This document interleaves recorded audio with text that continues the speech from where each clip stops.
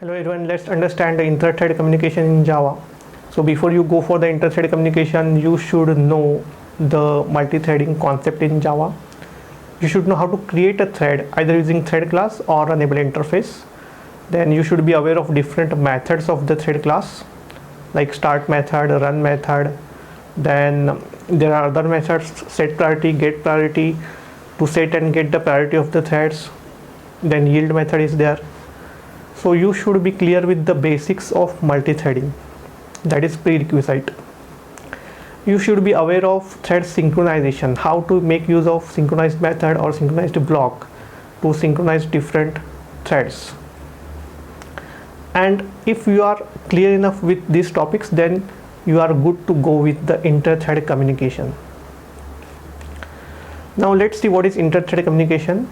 Inter-thread communication is one thread communicating the status of availability of its lock to another thread is nothing but the inter-thread communication.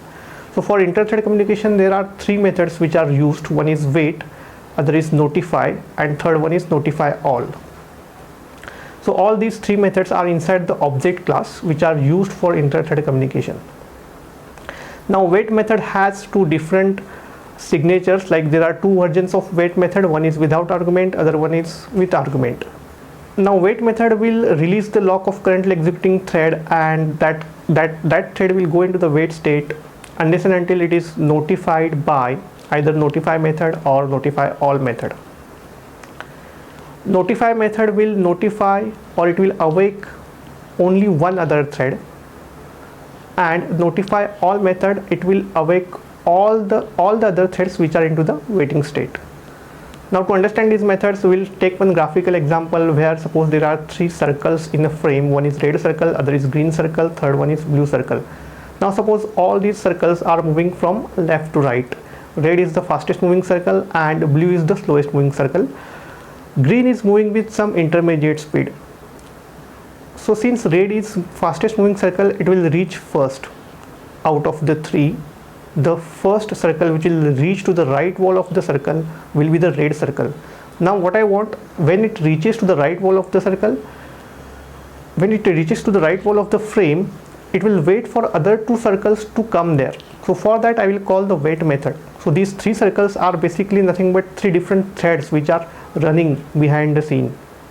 Now when reach will reach to the right wall of the frame, it will call the wait method on that particular thread, and that circle will wait for other two circles to reach to the right wall.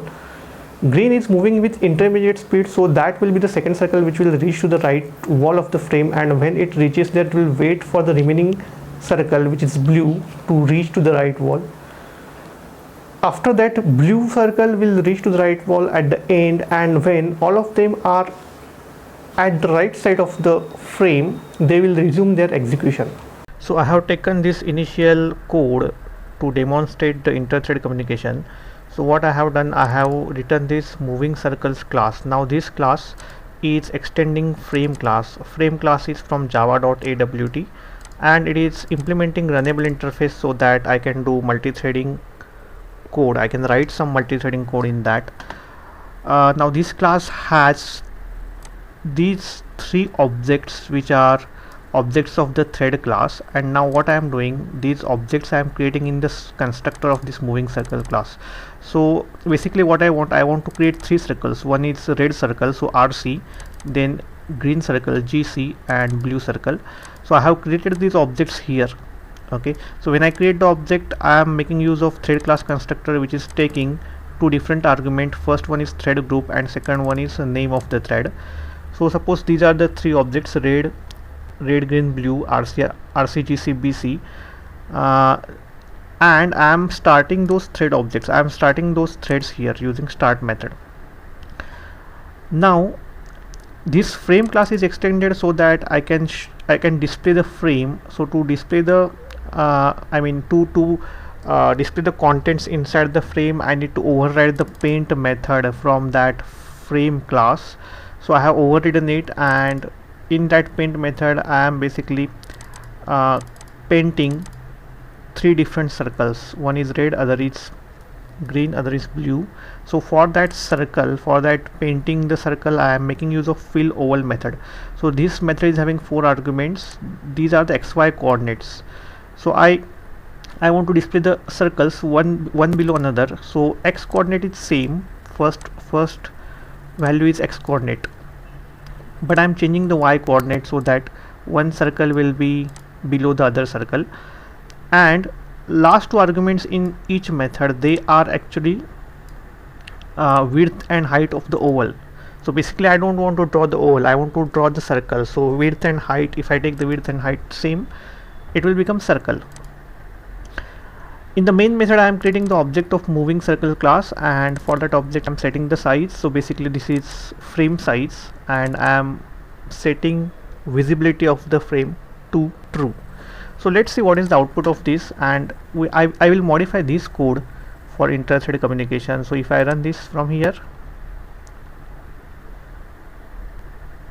see, I am able to see the frame into the output with 3 circles. Now what I want to move these circles from left to right. First thing is I will move them from left to right. So for that, when I move the circles, means I need to change the x coordinate. Since I need to move the circles horizontally, I need to change this x coordinate. Okay, so basically this 50 will not be constant value. So what I do, I take 3 variables here, x1, x2, x3. Instead of constant value 50, I take 3 variables, okay, and I initialize all of them to 50 value inside the constructor. So along with these instance variables, let me declare private int x1, x2, x3 here, and let's initialize them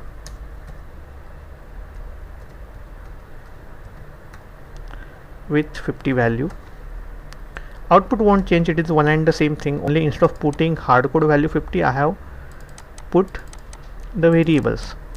Now to move the circles, I will change this x1, x2, x3. So that thing I will do inside the run method, because when the thread is started, run method is basically getting executed. So in the run method, I will change x1, x2, x3. So what I will do, I want to change that till I do not terminate. So I write some infinite loop here while true.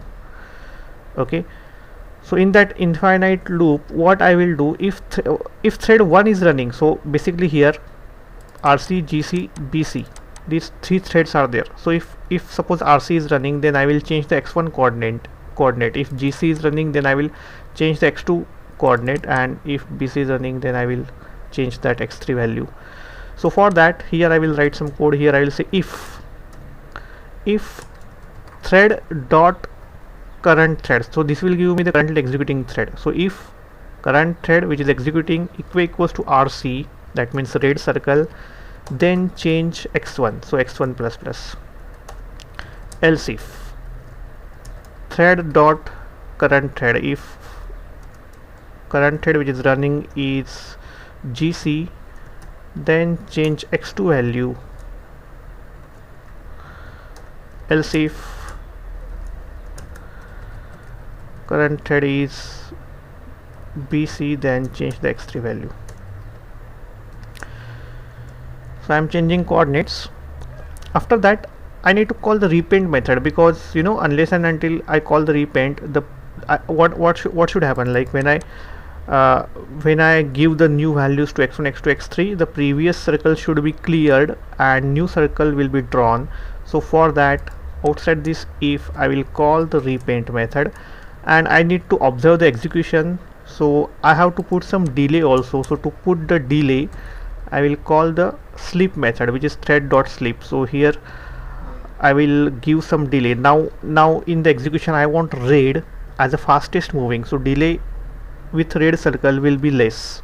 Okay, suppose 30. Then delay in this another method, which is say 70. Okay, this is for GC thread, so that will be 70, and here it will be maximum, because this is the thread for blue is the slowest moving. So suppose here it is 110. Okay, that sleep method throws the exception, so you have to surround that with try catch everywhere. so I will remove that error. Now let me run and let me check what is the output. See, now all three circles are moving from left to right. Red is fastest moving, blue is slowest, and green is moving with some intermediate speed. Now what I will do, like when they will reach to the right edge of the frame, then they should start from the beginning, or when the red reaches, it should wait at the right edge. When blue reaches, it will, when green reach, it will wait for blue at the right edge. So for that I have to write, I need to call that wait notify all. I mean, I need to make use of those methods which are for inter-thread communication. But again, one of the requirement is those methods you can call only inside the synchronized code. So first I need to synchronize this part. So I will make use of synchronized block. So here I will say synchronized this, and this x1 plus plus I will put that inside the synchronized block. Same thing I will do it for x2 plus plus statement.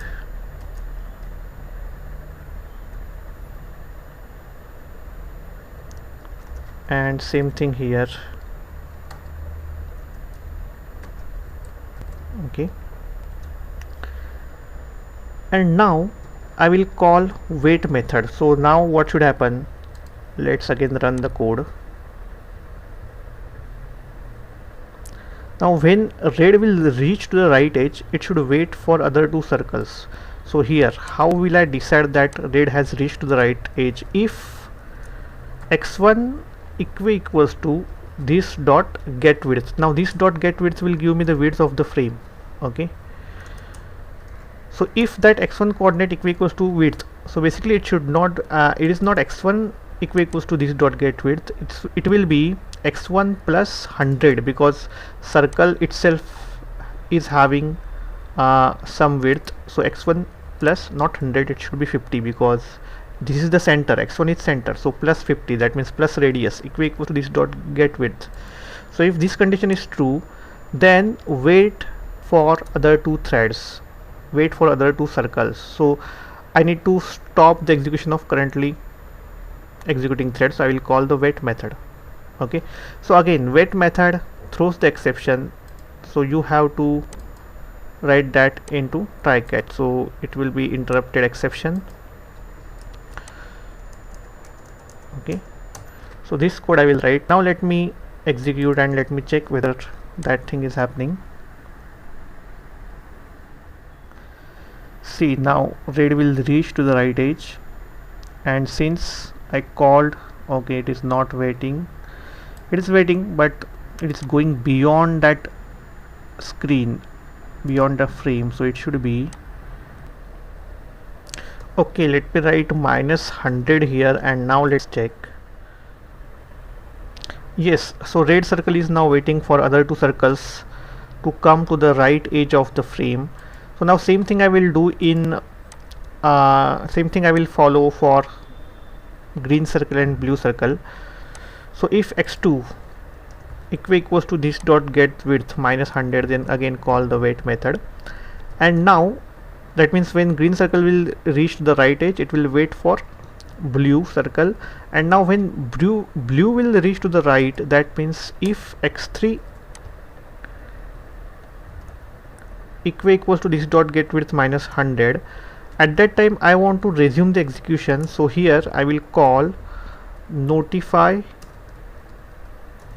all method, and now I want them to start the execution from the beginning. Now this notify all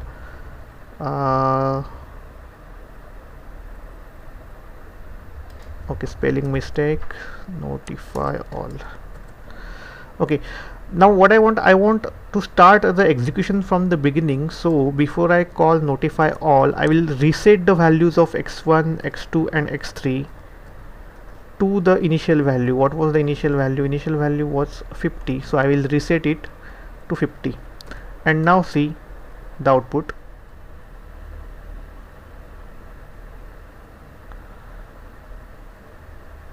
So it has reached, and now it is waiting for other two circles. Green has almost reached. Yes. So now it is waiting for blue circle to come to the right.